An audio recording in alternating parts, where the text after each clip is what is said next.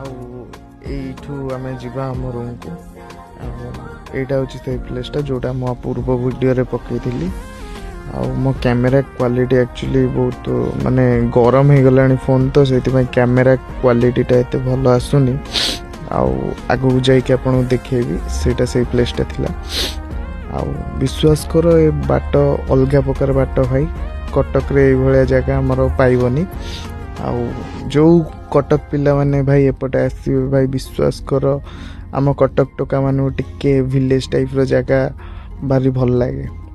ତ ଏଠିକୁ ଆସିକି ବୁଲିକି ଯିବେ ଭାଇ, ଅଲଗା ପ୍ରକାର ଜାଗା। ଅବିକା ଆମେ ଯାଉଛୁ ମୋ ରୁମ୍ ପାଖକୁ, ଯେଉଁଟା ଇକୋ ରିଟ୍ରିଟ୍ରେ ଆମେ ନେଇଛୁ ରୁମ୍ଟାକୁ।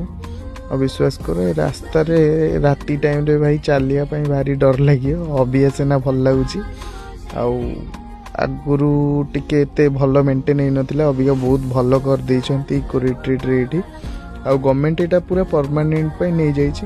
ଏ ରାଇଟ୍ ସାଇଡ଼୍ଟା ହେଉଛି ପାର୍କ ଗୋଟେ ଅଛି, ଆସିକି ବସିକି ବୁଲି ପାରିବ।